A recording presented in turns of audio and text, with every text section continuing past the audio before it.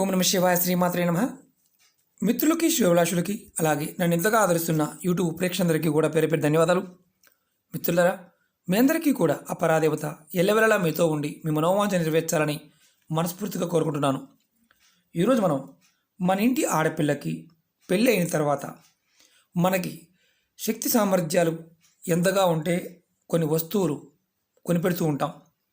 అంటే అత్తగారింటికి పంపిస్తున్నప్పుడు ఇచ్చి పంపిస్తూ ఉంటాం. ఎందుకంటే మన ఆడపిల్లలు సుఖంగా ఉండాలి, సంతోషంగా ఉండాలని.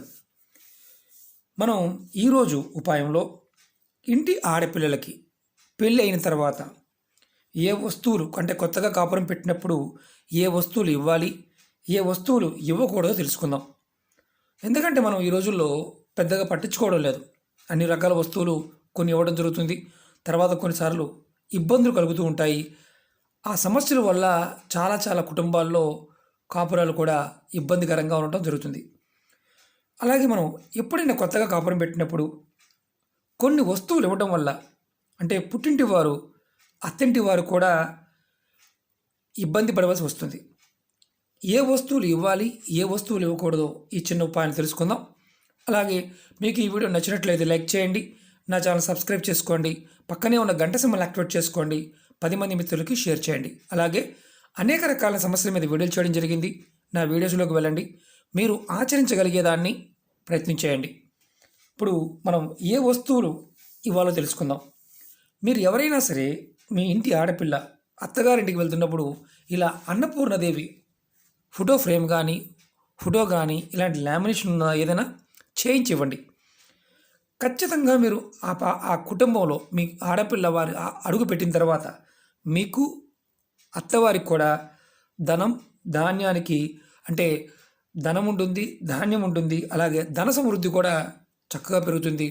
అమ్మవారిని తీసుకువెళ్ళటం వల్ల అన్నపూర్ణదేవి పూజించడం వల్ల ఆ ఇంట్లో ధనానికి ధాన్యానికి లోటు అనేది రాదు. అలాగే మీరు ఎవరైతే కోడలు ఇంటికి వెళ్ళిన తర్వాత కొత్తగా వెళ్ళిన తర్వాత మీ చేతులతో ఏ వంట చేసినా మీకు ఆ పదార్థం అద్భుతంగా ఉంటుంది. అత్తవారింట్లో మీ పేరు ప్రతిష్టలు పెరుగుతాయి. మనకి ఆడపిల్లకి అంతకన్నా ఇంకేం కావాలండి, ఇబ్బంది లేకుండా ఉంటుంది. అలాగే మీకు వెళ్తున్నప్పుడు అంటే పుట్టింటి దగ్గర నుంచి వెళ్తున్నప్పుడు కృష్ణుడి బొమ్మ, చిన్న కృష్ణుడి బొమ్మ కూడా అంటే ఫోటో ఫ్రేమ్ కానీ బొమ్మ కానీ తీసుకువెళ్ళవచ్చు. దానివల్ల ఉత్తమమైన సంతానం కలుగుతుంది. మన ఆడపిల్లకి మనం ఇచ్చి పంపించిన ఆడపిల్లకి ఉత్తమమైన సంతానం కలుగుతుంది. వారికి మంచి యోగ్యమైన పురుష సంతానం కూడా కలుగుతుంది. అంటే మగపిల్లలు కూడా పుట్టడానికి అవకాశం ఉంటుంది. అలాగే మనకి రామాయణం ఇలాంటి రామాయణ బుక్స్ కానీ అంటే రామాయణం లాంటిది కూడా ఇవ్వవచ్చు. అంటే కొంతమంది చదివే వాళ్ళు ఉంటారు, వారికి రామాయణాన్ని కూడా ఇవ్వచ్చు. ఇలాంటి రామాయణం ఇవ్వడం వల్ల కూడా భార్యాభర్తల మధ్య ప్రేమానురాగాలు పెరుగుతాయి. కాబట్టి వెళ్తున్నప్పుడు ఇలాంటి మనం ఏదైనా ఇవ్వచ్చు. ఇప్పుడు మనం ఏ వస్తువులో కూడా తెలుసుకుందాం. ఇంట్లో మన ఆడపిల్ల పంపించినప్పుడు కంపల్సరిగా ఇలాంటి వినాయకుడి ఫోటో కానీ వినాయకుడి బొమ్మలు కానీ ఇలాంటివి ప్రతిమలు కానీ ఇవ్వకూడదు. కొంతమంది పెళ్ళిళ్ళు గిఫ్ట్గా వచ్చాయి కదా అని చెప్పేసి ఇస్తూ ఉంటారు. వారి గిఫ్ట్గా సపరేట్గా పెట్టవచ్చు, కానీ మనం కొని ఇవ్వకూడదు. అలా ఇవ్వటం వల్ల ఏమవుతుందంటే గణపతితో పాటు లక్ష్మీదేవి కూడా ఉంటుంది. లక్ష్మీదేవి గణపతిని ఇచ్చేసినప్పుడు లక్ష్మీదేవి కూడా వెళ్ళిపోతుంది అని పెద్దలు చెప్తూ ఉంటారు.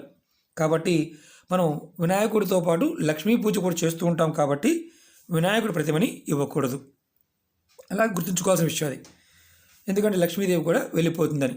అలాగే మనం అందరికీ తెలుసు చీపురు ఒకటి ఇవ్వకూడదు. అలాగే కత్తులు, అలాగే కత్తిపేటలు ఇలాంటివి అంటే మామూలుగా సిజర్స్ కానీ కత్తిరలు కానీ సూదులు కానీ షార్ప్గా ఉండేవి ఏవి కూడా కాపురానికి వెళ్తున్నప్పుడు తీసుకువెళ్ళకూడదు. అలాగే నూనె ప్యాకెట్లు కూడా తీసుకువెళ్ళకూడదు. అక్కడ కొనుక్కోవచ్చు. చీపురు కూడా పొలాల చీపురు కావచ్చు, కుంచి చీపురు కావచ్చు, ఏదైనా కానీ ఇవ్వకూడదు. ఎందుకంటే చీపురు లక్ష్మీతో సమానం. పొరపాటును కూడా చీపురిని కాపురానికి వెళ్తున్నప్పుడు ఇచ్చి పంపించకూడదు అనేది మన పెద్దలు చెప్తున్న మాట. అలాగే దానివల్ల కలిగే ఇబ్బంది ఏంటంటే ఆర్థికంగా అంటే మీకు కుటుంబంలో ఆర్థిక సమస్యలు రావడానికి అవకాశాలు ఎక్కువగా ఉంటాయి. కాబట్టి కత్తి సూది మరి కత్తి లాంటివి కత్తిపేట లాంటివి ఇవ్వడం వల్ల ఏం జరుగుతుంది అనేది కూడా తెలుసుకుందాం. భార్యాభర్తల మధ్య ఎప్పుడు తగాదాలు వస్తాయి, చీటికి మాటి గొడవ పడుతూ ఉంటారు. అత్తగారితోనూ ఆడపడుచులతో కూడా గొడవ పడడానికి అవకాశం ఉంటుంది కాబట్టి కత్తిపేట కత్తిరి లాంటివి ఇవ్వకూడదు. అలాగే మళ్ళీ మహాభారత గ్రంథాలు లాంటివి కూడా ఇవ్వకూడదు అంటారు. రామాయణం ఇవ్వచ్చు కానీ మహాభారతం ఇవ్వకూడదు, ఎందుకంటే గొడవలు ఎక్కువగా ఉండే వాటిని కూడా ఇవ్వకూడదని చెప్తూ ఉంటారు. అలాగే ఒకవేళ తీసుకుంటే ఏమవుతుంది అనేది ఒక అనుమానం ఉంటుంది. అత్తగారికి అలాగే కుటుంబ సభ్యుల మధ్య, అంటే మీకు ఆడపిల్లకి అత్తగారి కుటుంబ సభ్యుల మధ్య లేనిపోని చికాకులు వస్తాయని పెద్దలు చెప్తూ ఉంటారు. ఇలాంటి విషయాలు మన పెద్దలు ఎన్నో విషయాలు చెప్పారు. ఎందుకంటే అంతకుముందు వీడియోలో కూడా మనం ఏమి ఇవ్వాలి ఏమి ఇవ్వకూడదు, ఈ పదార్థాలు ఆహార పదార్థాల గురించి కూడా చెప్పుకున్నాం. కాబట్టి ఈ చిన్న చిన్న విషయాల్లో కొంచెం జాగ్రత్త వహించండి. ఖచ్చితంగా మన ఇంటి ఆడపిల్ల సంతోషంగాను ఆనందంగా ఉంటుంది. ఆడపిల్లలైన పుట్టింటికి వచ్చినప్పుడు ఇలాంటి వినాయకుడి బొమ్మలు కావచ్చు, షార్ప్ ఎడ్జి ఉన్నవి కావచ్చు, కత్తులు కటారు లాంటివి పట్టుకెళ్లకుండా ఉంటేనే ఉత్తమం. కాబట్టి కొంచెం మీరు కూడా ఆలోచించండి.